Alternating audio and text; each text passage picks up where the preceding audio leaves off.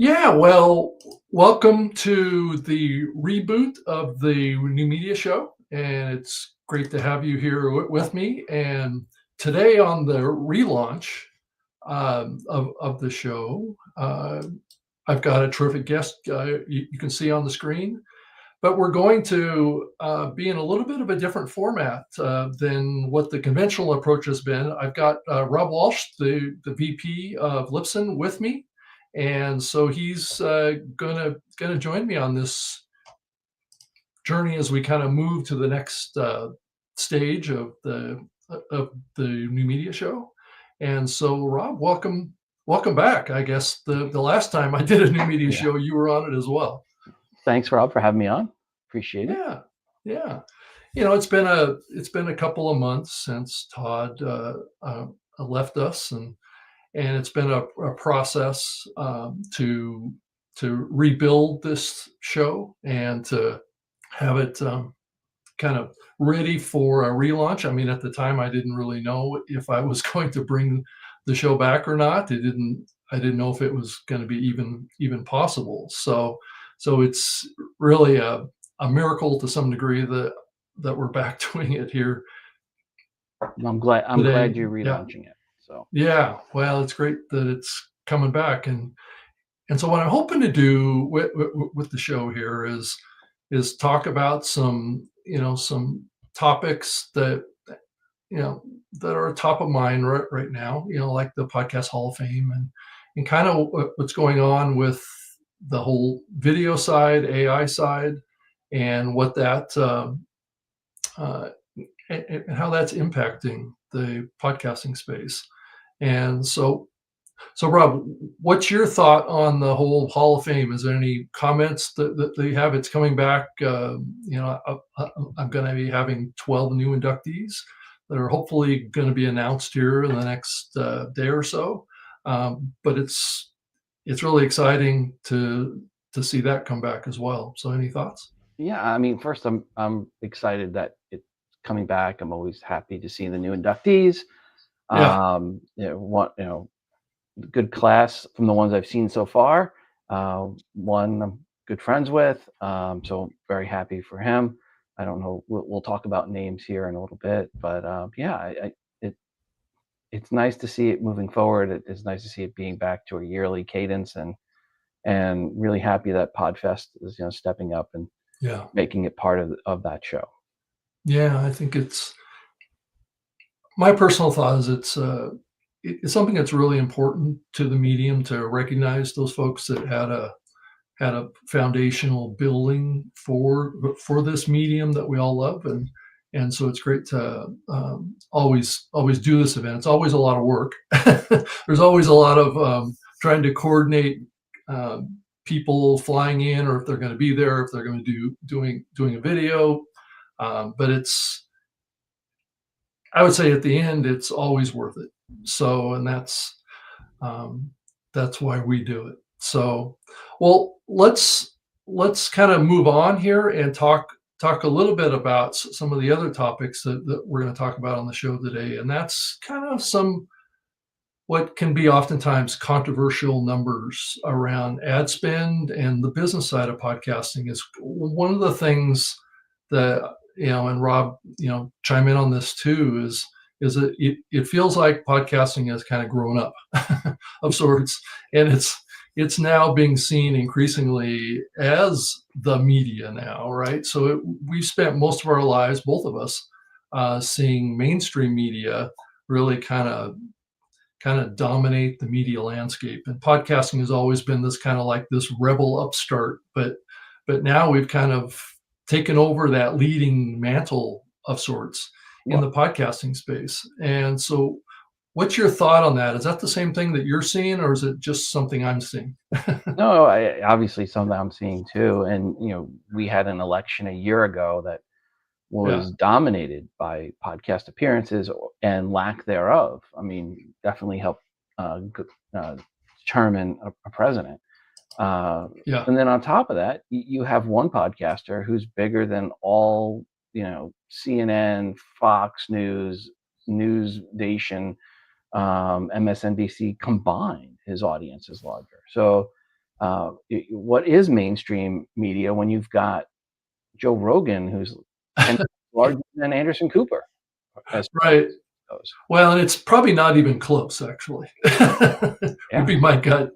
And there's a handful of other creators, and I've got a list that I'm going to share a little bit later in the show that will kind of run down what those top 10 shows are right now at Spotify and even Apple and YouTube. And so, and it's not what I think all of us would necessarily like to see, but it's the reality that we see right now, at least in the numbers that are being shared publicly, and which is always a question mark too. Is that each of those platforms kind of has reasons for doing things. I'll just put it kindly that way. So anyway, I don't know, Rob. What's the big things that you're seeing on the growth side that's really I mean, on the changing now? advertising side, it's more and more advertisers are coming in, Yeah, and we're getting. I think we're starting to see advertisers change even on pre-produced ads on how they're targeting. Initially, it was a lot of targeting based on the demographics of who the listeners are, but now you're starting to see them go, wait a second, why am I targeting on demographics when I actually care about psychographics? And then they're saying, right. hey, why don't I just put it all across all these true crime, or why don't I put it across all these sports podcasts? It doesn't matter what their demographics are. If they're interested in this topic, they're interested in my product. Yeah, And we're starting to see that shift come back now. Uh, still host read is still dominant, but programmatic, I thought for a bit was so more reliant on, they were so interested on the demos, they forgot about, well, does it really matter if that person is a male or female if they're not going to buy your product? yeah. Um, so I've seen this year especially more of those what call run of network type buys, where they'll buy across a whole genre of podcasts because they know those people that listen to it, regardless of gender, regardless of age, are likely to buy their product because of the topic they're listening to. Yeah, it does seem like that the advertising side is really moving a little bit closer to what we've accepted, I guess, or seen in the broadcast media side, right? For many years, that's the irony as I look back to the past is what we went through this phase with podcasting, and I think it still exists today, where host reads do very well, Still the and best. advertise Still right, the best. and advertisers are really increasingly starting to think about, well, what's the ROI on these things, right? And that's what's causing a little bit of an adjustment in the medium around expectations, because they would like to only work with shows that drive the highest ROI, right, on their campaigns, Mhm. and that tends to narrow the amount of shows that are being purchased. And And I they don't know, are try you to seeing go. that as well? Yeah, I mean, some buyers will like, hey, I only want shows 100,000 or 150,000 or 200,000 per episode, Yeah, right? Because they don't want to deal with shows that are smaller. But others are realizing that, hey, there's really actually better ROI oftentimes between shows that are between 10, 15,000 and 100,000. yeah, Those audiences tend to be much more loyal to the hosts than some of the ones that are, bigger shows. I'm not going to name names, but bigger yeah, shows that are up there that never listen to a voicemail message, never reply to the audience, never interact with the audience. But the shows that are 25, 50K, they tend to still be interacting with their audience and building hmm a better rapport with that audience. yeah. And it does seem like more and more shows are taking their platform or their content to private communities increasingly too, and it's usually around bonus content. But Yeah, I'm seeing Substack, it. I've seen a lot of Yeah, shows going over to right. Substack. Yeah, Mhm. that's a great example. But there's other ones too, like Uscreen dot TV is another one that we're seeing Mhm. people post all their videos over there. So you could conceivably have an audio show that's only available publicly, and then do all your video over in these more private Mhm. communities, right? That you can build a paid relationship with with a particular show. Um, but Rob, before we dive too much further into this, because we have a lot of data that we want to share on the show today too, that I'm going to pull up on the screen around the ad spend market in the U.S. and globally. But I did want to share that the New Media Show has a new website. So if you are seeing this live, so let me bring it up on the screen here. So if you wanted to go to newmediashow.com, you can actually get all of the older episodes, of which there's probably close to 600 up in here right now. And if you missed the episode that Rob and I both did to remember Todd Cochran, that's all up here too. And there's audio and video players that are on that post as well. Those are now in the RSS feeds, the older RSS feeds that didn't get updated originally with that episode. So we've been able to restore the whole show and get all of the archives in here too. So all of the new episodes will be published in here just like this. And so this will be a good kind of landing location for the show going forward. And but it's still going to be available and streamed live out to all of the social platforms. I am tapping into Todd's old link through Restream. Hopefully it's working. I'm not really sure if it is, but I'll find out after the show to try and capture as many potential listening points for this show as well. But I'm sure some of them aren't going to work, but I'm hoping that some of them will, and it'll capture people that have probably not seen the show in a long time and wondered what happened to it, right? so I just wanted to show that, and there's ways that you can actually go back in here. And I mean, well, first of all, you can go in and subscribe to Apple Podcasts or Spotify and get access to the content there and get it on your phone.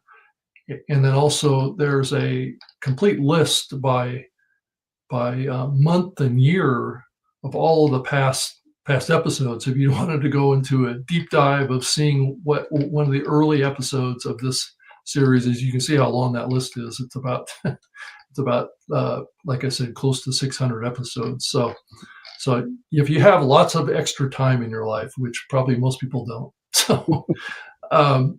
so let me back out of this, and that's not the screen that I was hoping for. So let's go back.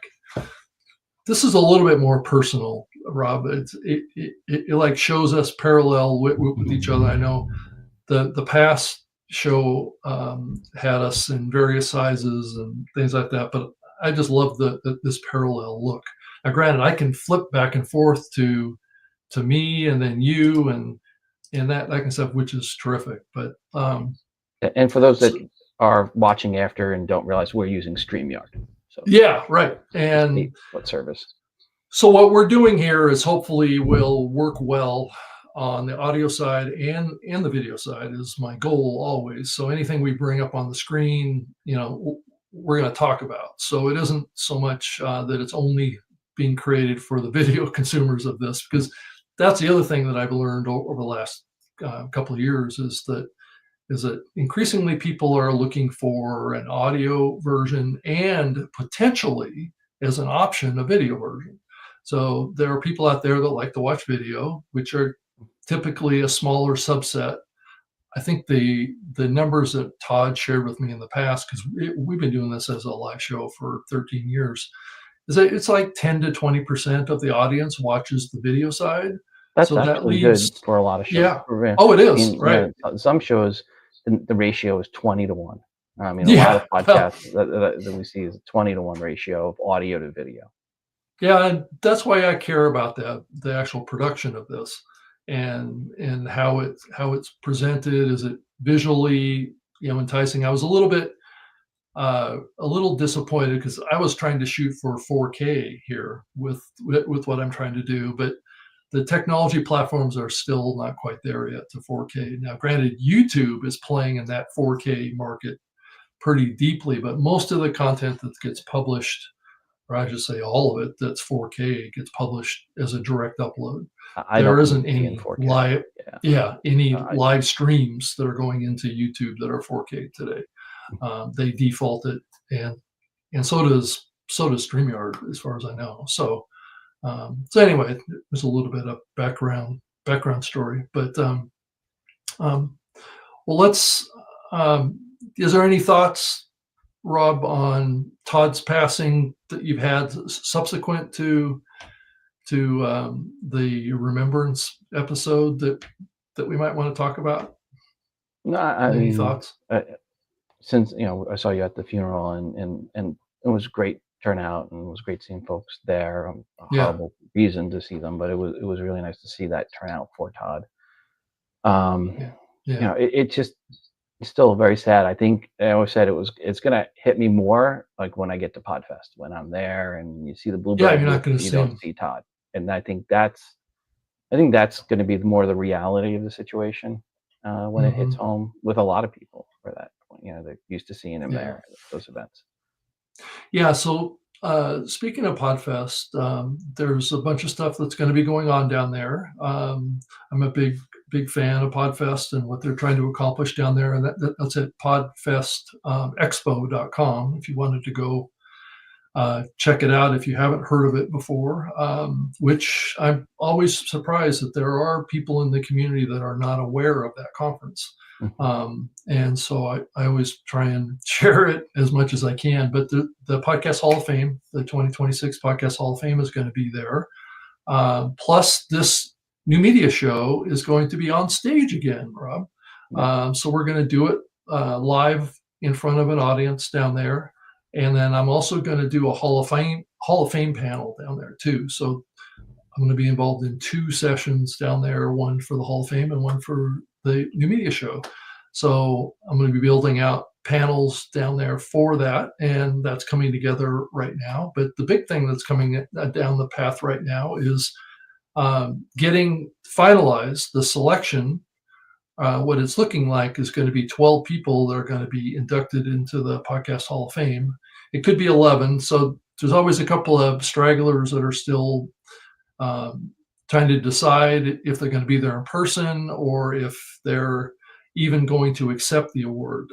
And that may not be commonly known out there, but as Rob, as you know, that there are people that have decided to not accept the Hall of Fame induction, which may come as a surprise to some people. But um, I mean, I would think that everybody would want to be inducted, but there's a bunch of reasons that I hear sometimes of why that doesn't happen.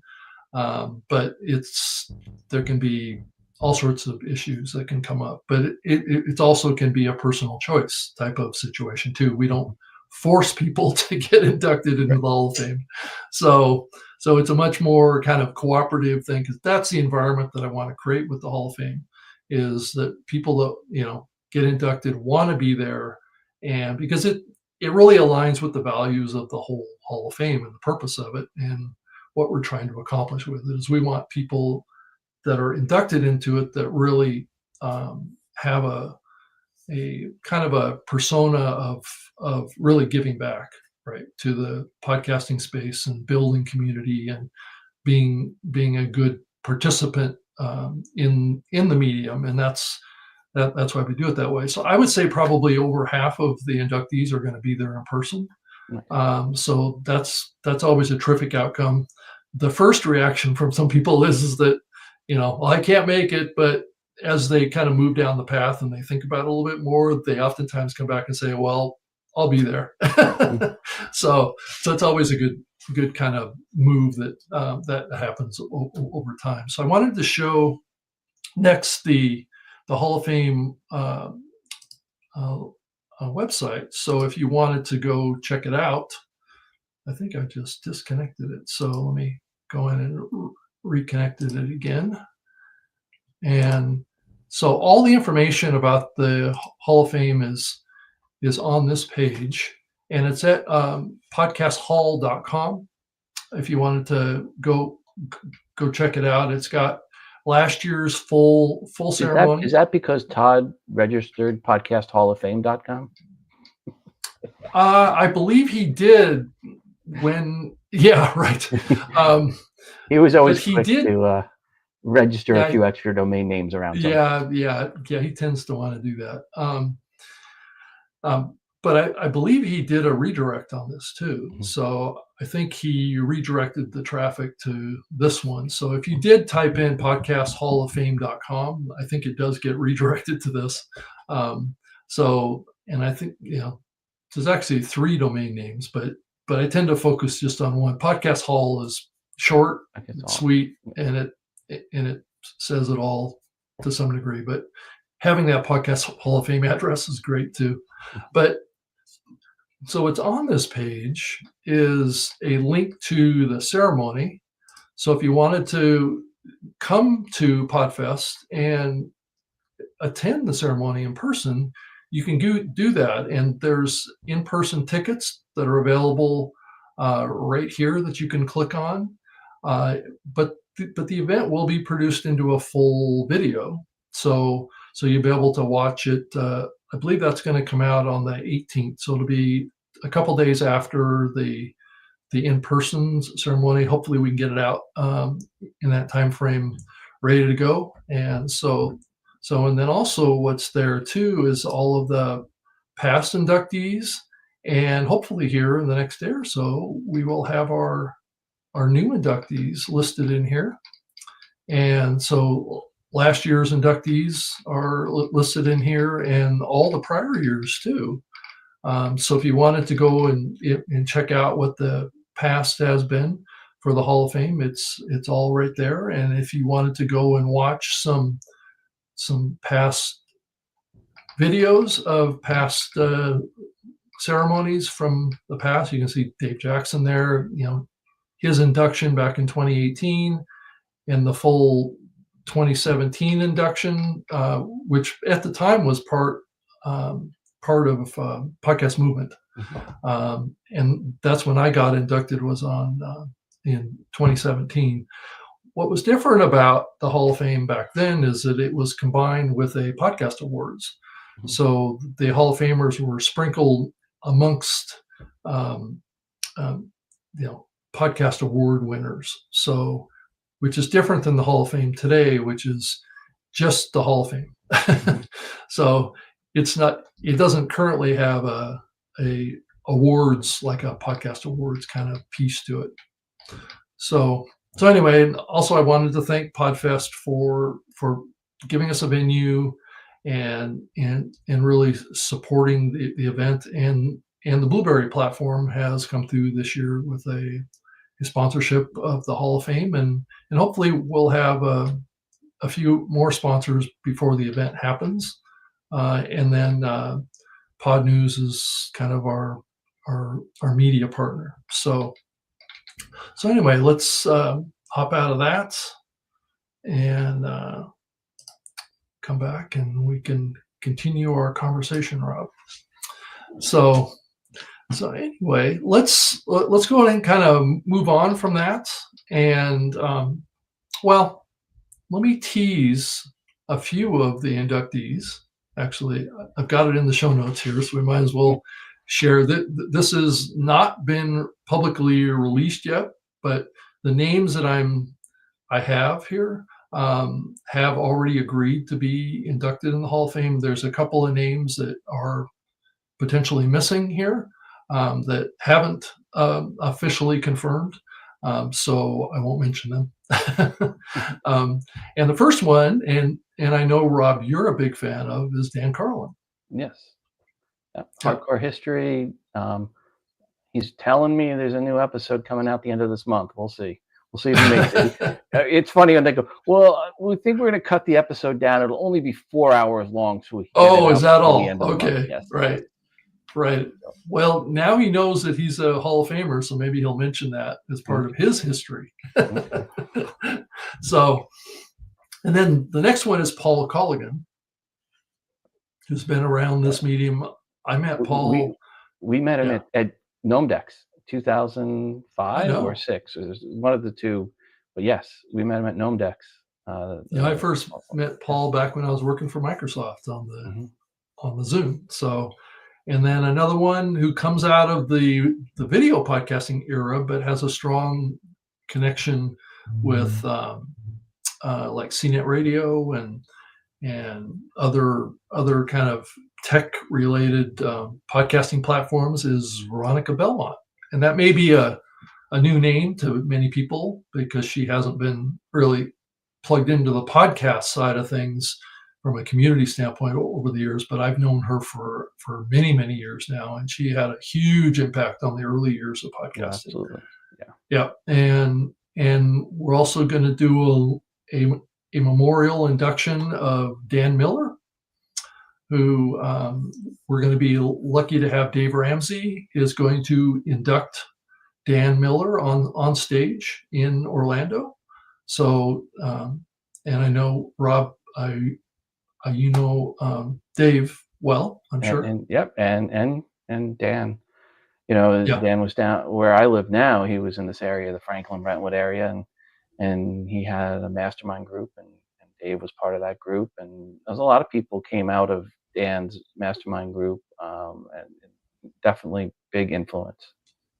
yeah. I talked to Dave Ramsey today about the induction, and he's willing to do anything. He was a very close friend of Dan's for like 40 years, I guess. So he's going to be there with an impassionate presentation to induct Dan.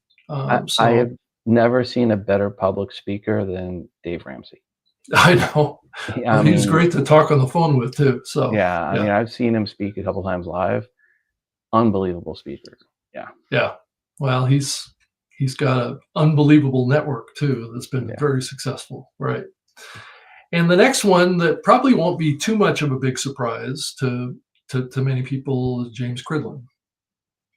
So I know,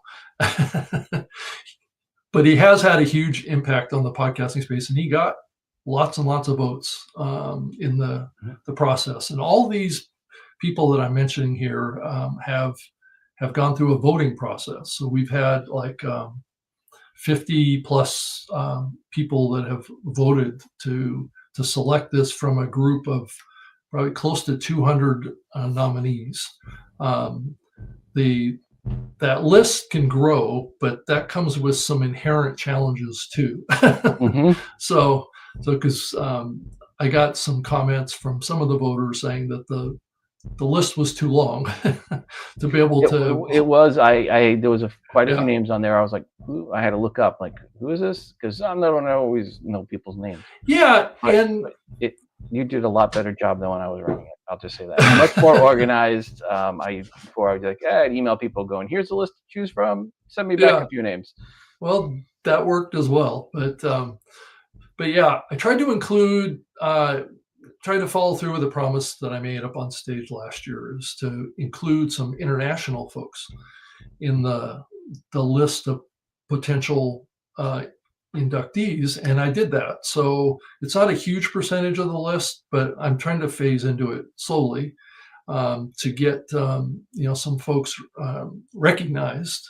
And one of them is who's outside of the U.S. is Mark Asquith. He's going to be inducted this year. He's going to be there in person, he told me today. So I'm excited for that. And another one that may be a surprise to many people that don't go back to the early years of podcasting is Julie Samuels from the Electronic Frontier Foundation organization. And the whole Adam Carolla fighting the patent troll. Patent troll in the early years. She had a significant impact. And a lot of people don't realize this, and hopefully she'll talk about it a lot at the Hall of Fame around that whole process that the industry went through. And there was a lot of fear, and there was a lot of concern. A lot of people were, is it time to bail on podcasting because of this patent holder that was trying to sue people? And they did sue a few big companies. But in the end, they were able to kind of put down. It was beaten. It was beaten down with no chance of coming back. So it was. The EFF did a great job on that. I worked with them when we were going through that patent troll issue. Yep. We were part of that. We were hosting Adam Kroll at the time, and then I remember being on calls with Julie and the EFF and Apple, and so yeah, um, I can't be any happier for the EFF. I joined as an EFF member back then, and still Hmm. am. Lots of Yeah, people did back then. yeah. Yeah. Lots of people stepped up and donated Mhm. to the legal defense fund. I know I did too, and I know a Yeah. bunch of people did, to try and fight back against this troll that was trying to take down podcasting. And it was really a patent that wasn't really grounded in what podcasting was anyway. So it was really kind of a silly thing that they were trying to do. So, but anyway, the next one is Kerry Hoffman, who is a Right. longtime CEO of PRX, has been a big impact on the podcast medium for many years. So I'm excited to have her inducted as well. And Ariel Nissenblatt is another one. She's a more recent podcaster, Mhm. but is more out of the modern era of podcasting, which I was excited to see. And I would say that she's probably one of, or if not the best candidate for this induction at this age for her. So I think it's terrific. And then the last one I can announce here at this point is Sarah Van Mosel. Okay. So, you and I both Yeah, know yeah. about Yep. Sarah's impact, which has been wide ranging and massive. I don't know if you want to share a little bit about her, but yeah, Well, she's been a key player in the space. I'm very happy for her, and I was glad to see her name listed as one of the ones that got in this group. So hopefully Sarah will be one that shows up. I get to say hi. But yeah, I don't know how many of these that said they're going to show versus how many said they're going to send in videos. Um, yeah.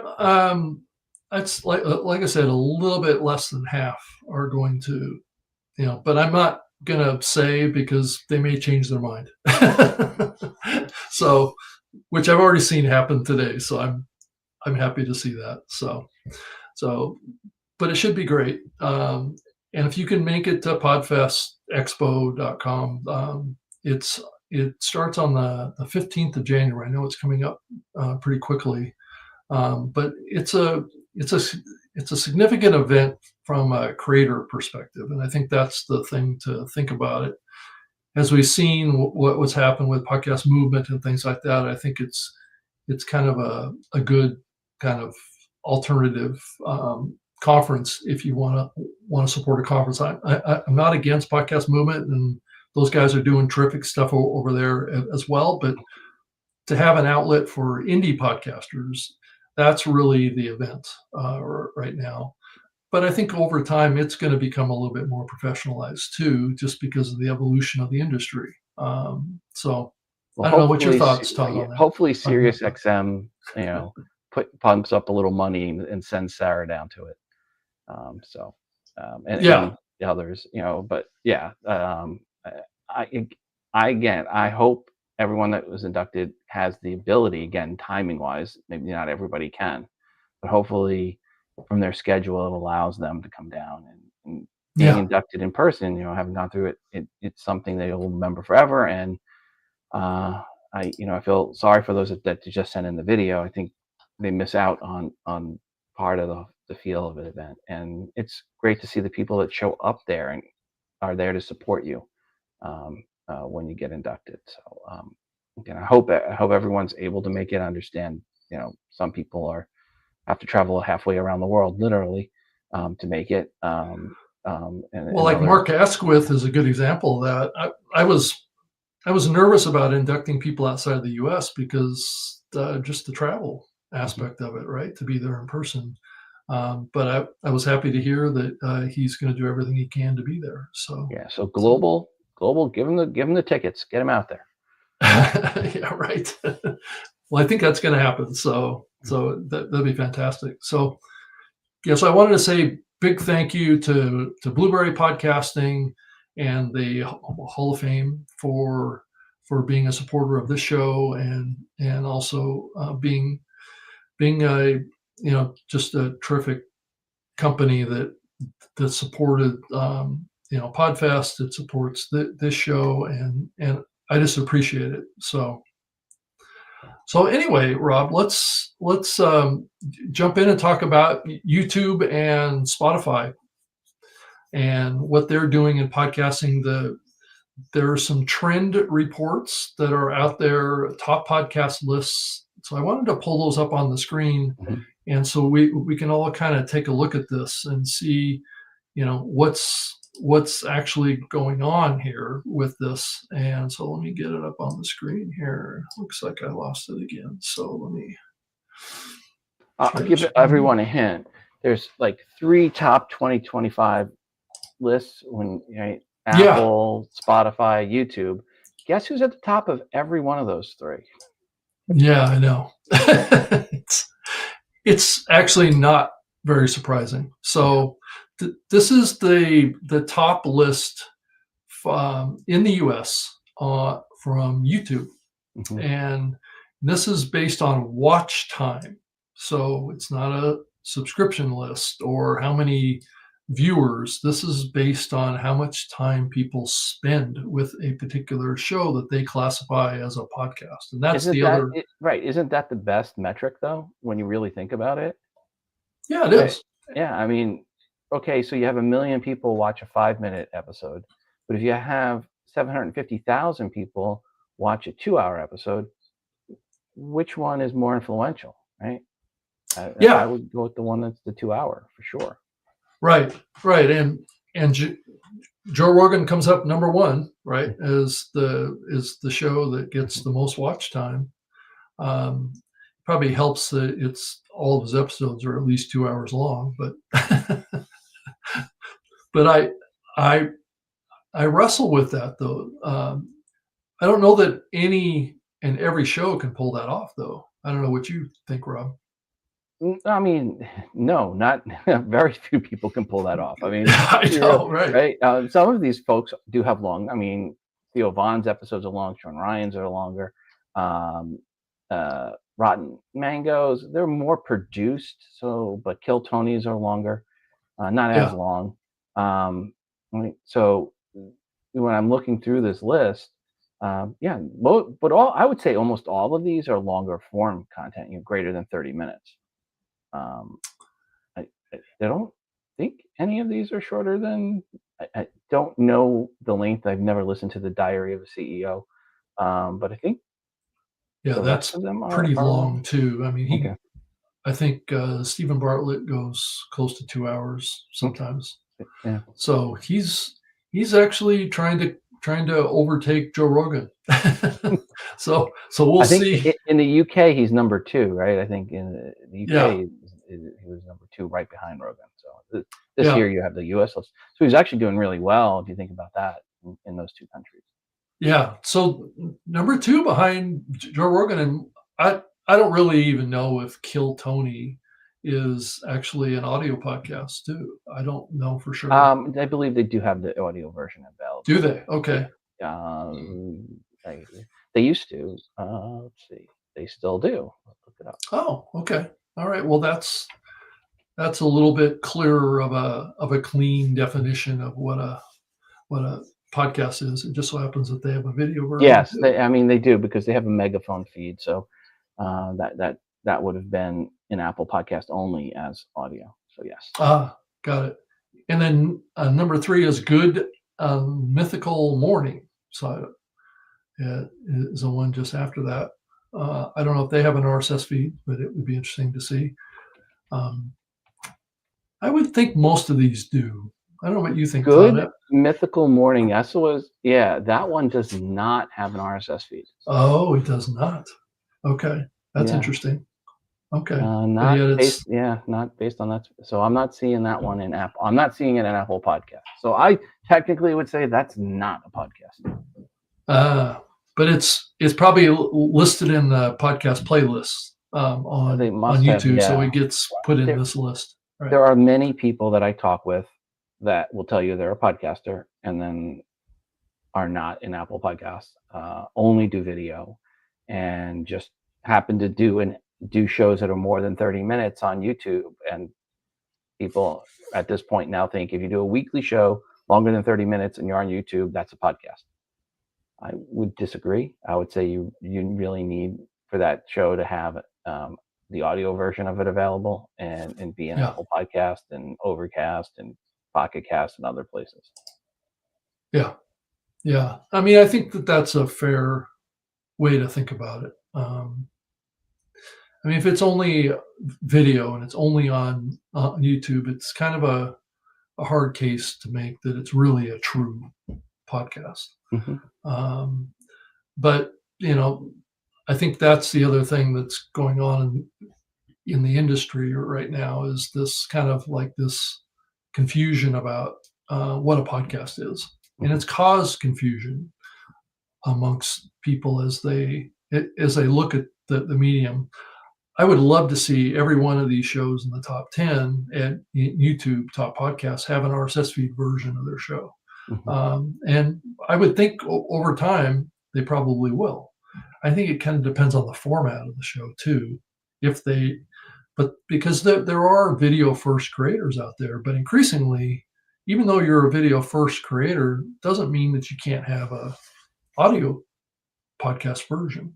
Right. And there are quite a few that have made that transition. They started video and now have an audio podcast that's starting to do well. Bryce Crawford started just video and now also has the audio. He's really, really popular podcast.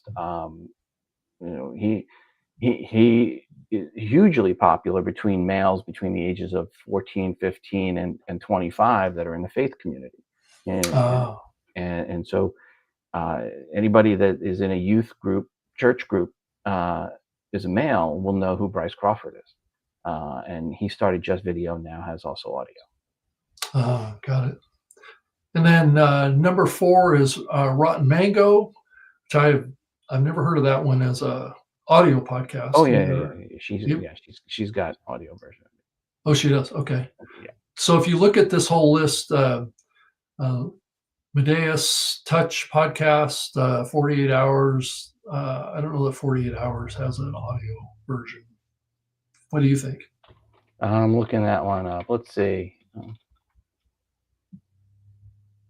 I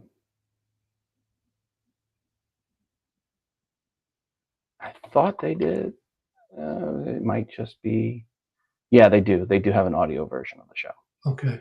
Yep. And then the Sean Ryan it is show. Video. By the way, it is video first, but the audio. Right. Yeah. Right. And then the Sean Ryan show, which is has an audio version as well, right? Mm-hmm. But it started as audio. Yeah. And then Smosh. As an audio version. Yep. And Theo Vaughn, obviously, definitely has an audio version. Right. And so does The Diary of a CEO. So, yeah. So really, it looks like it's just Good Mythical Morning is the one that I would say, if we want to be technical, isn't truly a podcast. Right. You're not an Apple podcast. Yeah. Yeah. That's my definition. If you're not an Apple podcast. Oh, yeah. If you're not you're not an Apple podcast, then you're not in all the other apps that pull from Apple's public directory. You're not in Overcast. You're not in Pocket Cast and all the others. So it's not just about being an Apple. It's about being in Apple's directory that all the other apps pull from.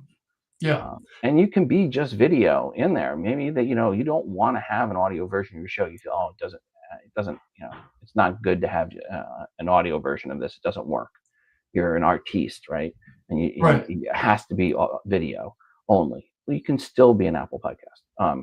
And then the audio will play just in Overcast, but it'll still be an Overcast. Yeah, I mean, it is possible to publish that's what this show does, is it has a video RSS feed that's available. So that's something that Todd and I did with this show for a very long time and continue today. So it is possible to play video in Apple Podcasts and a couple other platforms too, as far as apps and things like that. It's not a very commonly known thing anymore, is it, Rob? No, but again, it's still, and I always say this, there's still more time in the day to consume audio than there is video. Sure. Right? And it's cheaper for people around the world to stream audio than it is video. Not everybody has cheap internet access. Yeah, that's true. That's true because it takes up a lot of storage and it's usually higher playback bit rate. But if you're Some countries they streaming still that, pay per yeah, megabyte. yeah, if you're streaming that video, which oftentimes, if you look at these big platforms like the YouTube or Spotify or whatever, they're playing it via HLS streams, which can be like a variable bitrate playback. So it can adjust to your bandwidth capabilities. But up on the screen now, we have the Spotify list for the top podcasts globally in 2025, and this ranks Joe Rogan again, number one. Big surprise, Rob. And Yeah, and number two, The Diary of a CEO, with Stephen so Bartlett. so he's in both lists, Yep. and then And Mel Robbins is number three. and Call Her Daddy, number four. mhm, And Theo Vaughn, back uh, also on both lists. right. And interesting that the Huberman Lab podcast um, is didn't show up in the YouTube list. I thought that show was a video first program. No, That's it interesting. started as audio. Oh, it started as audio, but I think Mhm, he's really put in a lot of effort into the mhm. video side. Yeah, when he started with us, it was audio only Oh, okay, initially, so or I mean, that's he how might have he had built video, but his. it was the big part of the show was audio early on. Okay, so he's an example of a show that started out, built a big audience on the audio side, and then just added video. Mhm. Okay, and then Crime Junkie, which is obviously a big I think audio show, it's only audio. right? Um, That would be a expensive production, I would imagine, yes, on the video side. yes. Kind of like with Dan Carlin is a good example. Can you Oh, imagine if he made a video version of his show, Rob? yeah, he couldn't do it the way he did. Some shows just will never. Most true crime podcasts won't do video. There's again, Rotten Mango is an one that is, but most the way they record and they prep and they do it in sections and segments and they build through it. It's hard. It would be hard for them to do video and have it be of value, right? Sometimes you can do video. Anybody can do video. Let me say this: anybody can do video, Yeah. but at what cost to the audio? Yeah, well, and also in what cost to the creator's pocketbook, Mhm. and is there a return on that investment? That's the other thing that all these creators have to think about is they can spend a lot to produce video, and I'm seeing a lot of people do that on YouTube now. I'm seeing full movies and documentaries being put together by independent creators that are at the level of what you would have seen on the Discovery Channel or someplace like that. So there are people that are investing in creating a video experience that is on par with what you would expect from a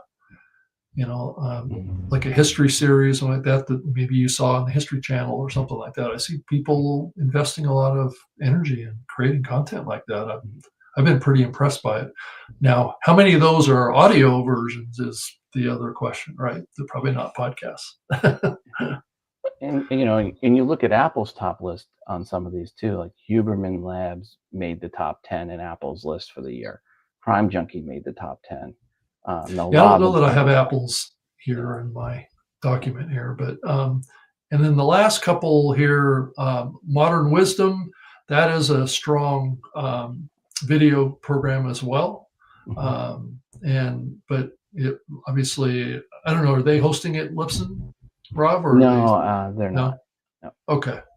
But that is that is a show that I've watched many times that has very good audio quality. So they're obviously thinking about their audio quality. And that's the other metric here too, is that if you're a video first creator, you tend to not think about audio first from an audio quality standpoint. You tend to, and I'm seeing people kind of move away from the big boom microphones and which I would think maybe makes the audio less important. And this was an issue I think for broadcast television too, where everybody on broadcast television uses hidden mics or lavaliers or something like that, or they use, you know, boom mics or that Mhm. kind of stuff, and it does compromise on the video on the audio quality a little bit.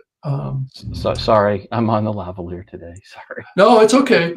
I mean, your audio sounds great. I've got lavaliers here too. I've got a shotgun mic here too. I tend to not use it very often, but and then the number 9 one on the list is On Purpose with Jay Shetty, which that certainly started out as a strong audio Mhm. podcast, and then uh, and I believe he's doing video, but I don't know that I've watched Jay Shetty. And well, Mhm. no, I take that back. I think I have seen Jay on YouTube before.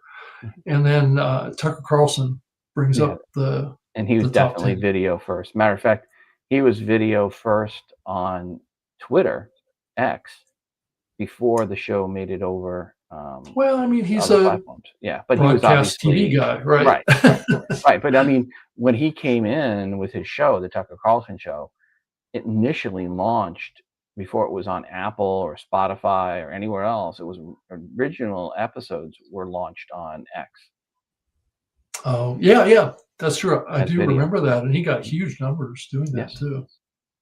And but I also know that he has a popular audio version too. Yes.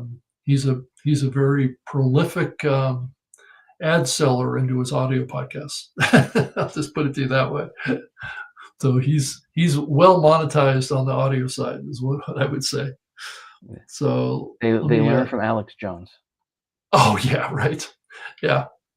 So let me scroll down the the list. I don't know if this is. Oh, so I think the one up here was globally for Spotify. Mhm. This one, the next one on the list is Spotify top podcasts um, in the U.S. So it looks like Joe Rogan again, obviously, and then Theo Vaughn number 2. So Theo Vaughn is very strong in the U.S., but not so much Mhm. outside of the U.S., Well, what's which is interesting, Theo's number 2 here, and he was on the YouTube list, but he isn't in Apple's top 10 list.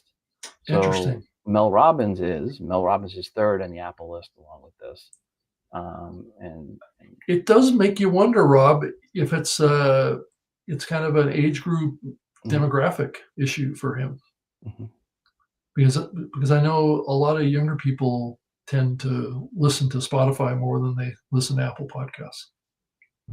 So Yeah. I don't know if that could make a difference here. And I think Theo now is definitely more video focused. Yeah, So I think that has a lot to do with it too. yeah, and Caller Daddy's all on the list.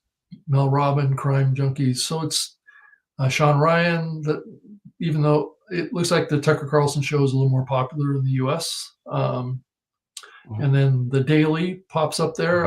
I would have thought that the Daily would have been higher on the list or mhm. than that, but that's interesting. And the Huberman Labs show, and Well, the daily is number 2 in Apple's list. You gotta remember this is Spotify, so right, Spotify's list is a little bit skewed different, with more recent shows.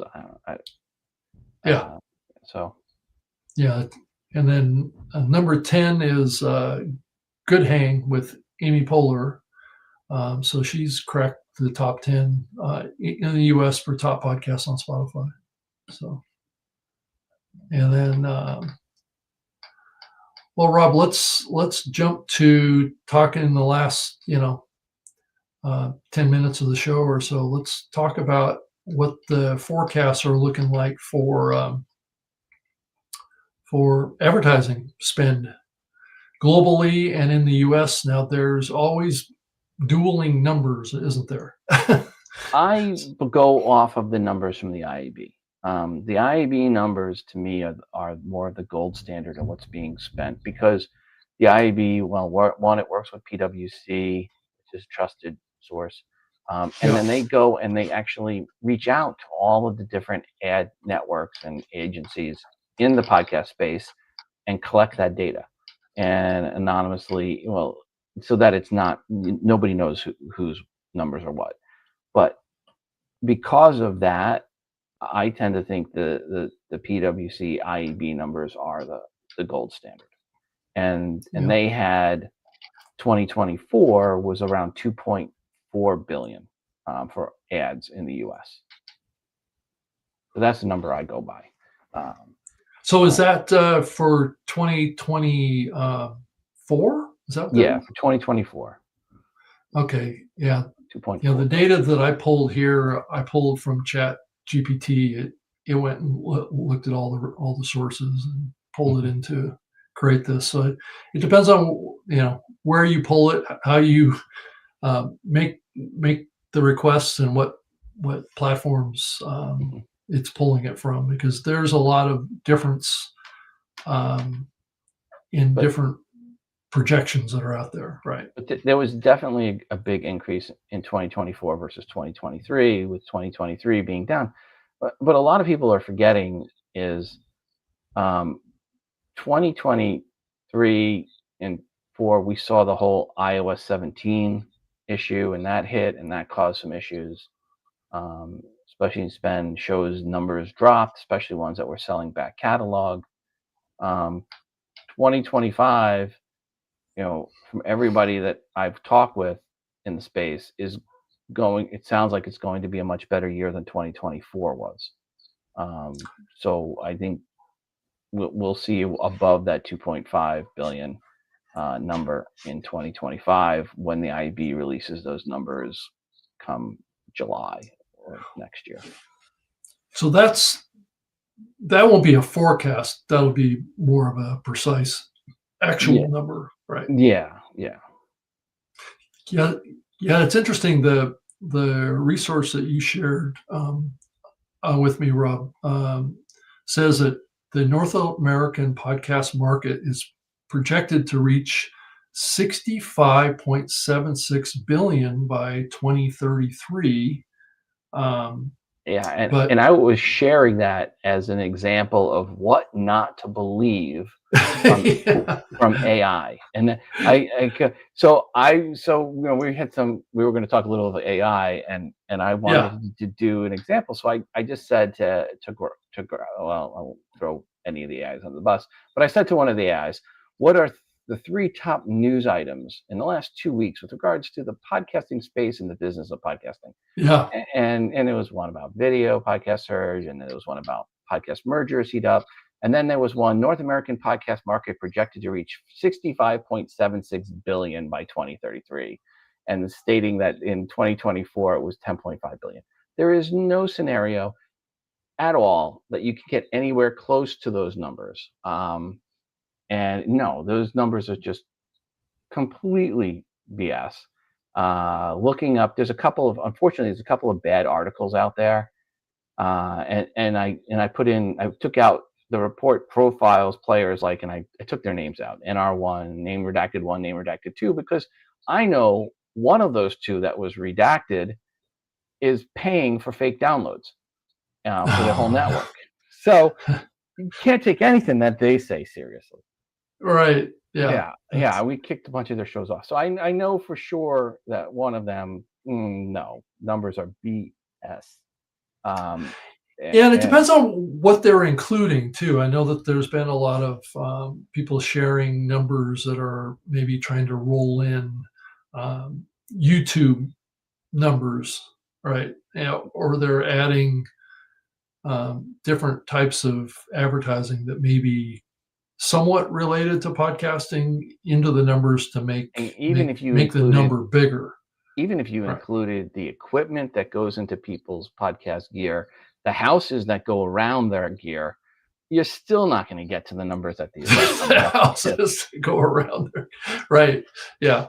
It's the amount of money they spent on their office studio, right? Yeah. So there's lots of ways that you can spin these numbers, and but the big takeaway for me on this, and we talked about this a lot in the past on the show, is that the growth in this side of podcasting has not really been very strong for many years. It's been kind of laboring at this $2 billion mark for many Hmm. years. And I know it has a lot of people in the industry thinking about, well, how can we break through, right? There's a lot of ad budgets that's sitting on. If you look at the bottom part of this screen too, I don't know how accurate this is, but it says that podcasts are only 1% of the total U.S. ad spend. I don't know how accurate that is. I think it may be a little higher than that would be my Yeah, I assessment, mean, but no, I mean that is when we look in the IAB about all the ad dollars that are spent in advertising in the U.S. Podcasting is still a very small percentage of that, and it's growing. yeah, Um, um, and we still feel podcasting is underrepresented, and that advertisers have an opportunity. But then on the other side, some of those other mediums are, and if you said an hour of radio, that's only 44 minutes of content, right? 16 minutes of ads. right, Most audio podcasts that are an hour long have less than 7 or 8 minutes of ads in that 1 hour of content. right, So podcasting still unless it's true crime, they get a little bit more. But for the most part, podcasts are underrepresented by the amount of ads, and that's a positive on why people listen to podcasts, right? Some will tell you that 16 minutes of ads in an hour is just too much, and that's why they listen to podcasts. So there right. is a balance that we have to go at, and we're not going. There are some that say, "Hey, the best way to grow ad revenue in podcasting is shove in more ads," and that happens unfortunately for some bigger shows when they sign minimum guarantee deals. That the only Yeah, way they can make their minimum guarantee, or the company that gave them, promised them the money, is to overstuff it with ads. and Uh, still load it up, as they say, right? right. Yeah, So luckily, there's still quite a few podcasts that push back on that and say, no, that's too much. I can't do that to my audience. And that's a good thing for the space that there's some restraint still. yeah, yeah. I think that's the tension, though. I would say that the industry has really been discussing this, and I hear it on a few other podcasts. And there's a lot of other podcasts about podcasting now that are really drilled in and focused on the business side. And I try and listen to those as much as I can. Um, and and it does give me the impression that the advertisers are kind of holding back somewhat. And I'm not quite sure that there's a good rational reason for that. I think that they think that they're not able to get the detail on the data that they would like that they get from the streaming services Mhm. of time spent listening, how many of the ads were actually heard, those kind of metrics that is difficult in podcasts to deliver that level and that granularity of detail. I know that the attribution part has been a huge component of the pushback as well, and getting that accurate and things like that. And that's what's really, I think, pushing the industry more and more to think about HLS as a replacement for downloads, is to try and cater to what these advertisers and brands are pushing for, which is these deeper levels of metrics that are Yeah, only without currently Apple available on the support, big platforms. Right. without Apple support, doesn't matter. Yeah. Mhm. Well, Yeah. that's the real rub here Mhm. is that what's ironic about it is that I believe Apple was the inventor of HLS Mhm. on the streaming side, but yet, you know, they're not embracing it. So, and it's just one of those things that the industry, would like to be a more commercially viable, media, right? I mean, if you think about how big even the radio advertising market was dramatically bigger than the podcast market, even though you could make a case that we're as big or now On talk I think radio, we're equal to radio now. we're Right. bigger than talk radio. We crossed that three Right. years ago. 3 years ago, Yeah. we crossed it in the US Yep. where there's more people listening weekly to podcasts and talk radio. Right, Mhm. but that hasn't equated to the same equal revenue Oh, no, no. on the ad spend side, but that could get back to ad loads too. Right. You know, and if you look at some numbers that I've seen over the last couple of years with iHeartRadio, they a lot of their podcasts have achieved the trophy of 16 minutes of ads on their podcast an hour. So, Yeah. Yeah, that's so not a trophy you wanna have. but you know, it fits with your broadcast model, right? Mhm. So if you're trying to replace that revenue, which I think increasingly the radio side would like to do, um, I can see why they went there, right? And Mhm. then to kind of move in to talk a little about AI, iHeart is a good example of a platform that's incorporating AI generated host reads. So I think they're playing around with that technology as And well. here's the thing about AI generated host reads. If it doesn't say at the beginning of the host read that it is AI generated, it is in violation of the FTC rules, and the FTC has been very straightforward on that. That this is you need to state that, and FTC and they're like, oh well, the FTC won't go after. Yeah, ask Paris Hilton how that worked out for her. Right. Yeah, right, not fully stating things. So people that are doing these AI generated ads and are not, and I don't know if iHeart's doing it or not, are not saying Well, that, they've hey, announced that they're rolling it out with a content platform that enables it. So yeah, they'll you actually have train to. on the host's Mhm. voice, At and the beginning of that yeah, ad, it has to say, this is an AI generated ad. yeah, It has to say that. If it does not state that clearly, unambiguously upfront, they can and will likely get fined. yeah. So, and I also think, I'm increasingly hearing this, and I'm sure you are too, Rob, that there's people like Elon Musk is a good example that have come out publicly here recently to state that he thinks that pretty much all content will be generated by AI within 5 years. Yeah, I don't see that. So, that may be a forward-looking statement of what he would like to see, but that may not be what actually comes to pass. Um, Not everything that Elon says comes to pass. So, And he says it from a perspective of a company creating AI generated content, right, exactly. or Yeah. AI, from Grok, Well, it's the same XAI. thing that we're hearing from YouTube too, where YouTube kind of made this announcement that they're going to go after AI generated content and take it down and all this stuff like that. But if you really drill into what they did say, is that they're only going after certain types of AI generated content that they think is not valuable, and they want people to use the YouTube AI generated content option. So that's And I've listened to more than a few, probably too many AI generated podcasts, yeah. and they Uh-huh. are heartless and they are soulless, and you can tell. And after you listen to them, the best thing they are for is ASMR.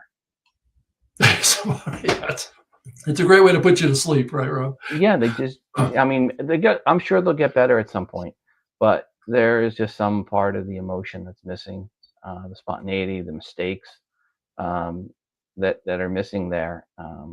And it's like where you see that robot that almost looks human but is not quite, is the creepiest of the things, right? If it's perfectly looking, that's okay, but if it's almost there, that's where the creep factor is in, and that's right now, that's where a lot of the AI generated slop, and I'll call it AI generated slop, so that that one company can be mad. But that's where a lot of AI generated slop comes in right now. It's creepy, and you listen to it, and it is there is a tone to it that is very unsettling. Right. Though I've heard some that are fairly convincing, but usually you can tell.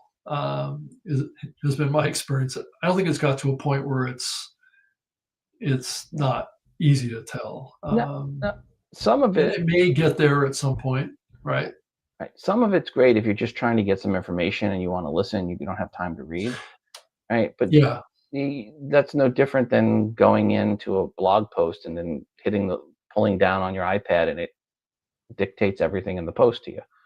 Yeah, Um, and I think that the other use that we'll probably likely see is AI will generate content that humans would mhm. not. For now, granted, you can put all sorts of different kind of measures on that of what a human would not create, but I think it's this combination of speed to creation is one aspect of it, and then also the topics or niching down to a granular level that would be beyond any human creator that they would want to do organically. And I think that's kind of what the Inception AI platform is doing, is that they're taking a like one keyword and building a whole series of podcasts on that one topic keyword, right? And I think I heard Janine Wright say that she had a episode about the killing of or the assassination of Charlie Kirk out and published and in the podcast catalog within 10 minutes of Charlie Kirk getting assassinated. So, telling all about it. So, that speed to publish is probably what we're going to see too. And that's maybe a threat for the, the news services. well, that's great because now you have nobody using gray matter to fact check things.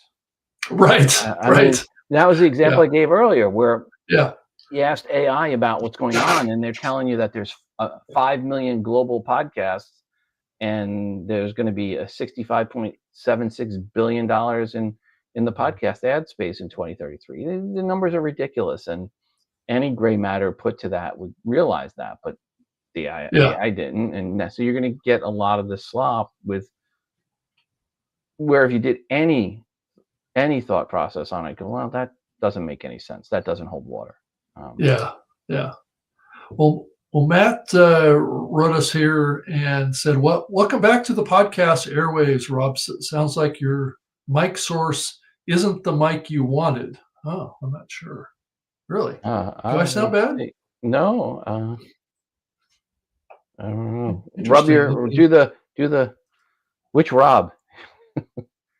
Oh, yeah, yeah. Let me go in and double check my mic here. Okay, I've selected my Oh yeah, that definitely changed it. Sorry, I have an earbuds in. I should have noticed that, folks. my my Rodecaster. So StreamYard was picking up the wrong mic. That's interesting. That's okay. That's what Adobe Sweetener is for. Right. So now my lavalier didn't sound so bad after all. Right. Yeah. Yes. So we both sound kind of comparable to each other, so that'll be good. Mhm. But yeah, I've never had to set this to my Rodecaster before. So um, thank you, Matt, for letting us know. I wish I would have known about that earlier. Yeah, that's where your guest should have said something, but I didn't realize it. So I was. That's um, okay. It's okay. Yeah, I should always check those things before and just make sure it's set to the right input. So anyway, well, Rob, I think it's been great to do another episode. I was hoping to keep it, under 90 minutes. Get two So podcasters together, and that's we're right. lucky. Yeah, Well, there's a I thought lot you of would. I stuff. thought you had said we were going to keep it under 60. I'm like, Well, that was the goal, but okay. as you can see, I didn't quite make it. Yeah. I think I put too much content in the outline. So I'll learn from that and Mhm. adjust it and just make sure that I check my mic input next week, because that's the big thing I'm trying to do here, Rob, is create a quality program that sounds great in audio, but also looks great and is a good video experience too. So that's my goal. Yeah, and I will say this to folks: the perfect audio doesn't matter. It just has to be it has to be good, but not perfect. The All In podcast is better than almost number wise than almost any other podcast out there, and it's just four guys on Zoom. Right. And the audio Or is not billionaires on Zoom, okay, but it's still right, 4 right. guys. And it's not always great audio quality either. So No, yeah, yeah, that's true. but So but Nick does what he can to clean it up. So Nick, if you're listening, yeah, keep up the good work. do they host on Listen, yeah, Libsyn? yes. Oh, they do. Mhm. Okay.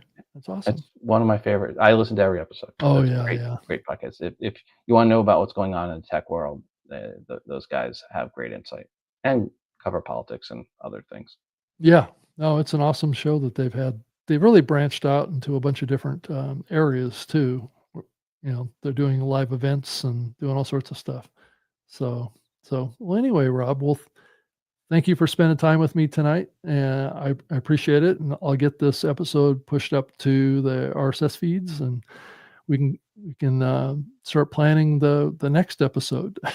Alright. So, yeah. So Thank you for having go me on. what's that? Thank you for having me on. Yeah. No problem, and if uh, be sure to go check out the newmediashow.com website, and follow Rob and I's social channels. We're both easy to find. Rob also has a podcast. His podcast 411 is back. I know it was disappointing to hear that the feed is no longer I know. publishing episodes, and the band of you and Elsie got broke up, which is an unfortunate outcome for the industry. Mhm. But it's hopefully we can bring the band back together again on this show, and try and make something that's helpful to people as well. And so up next at the end of this show, I'm going to play the not the full episode of the remembering of Todd Cochran, but the intro video, um, just so we can kind of honor Todd in this new episode as we kind of leave the show. But I'm hoping to be back next week, next Wednesday at 6 p.m. Eastern, for another episode of the New Media Show. So thank you so much. Good night.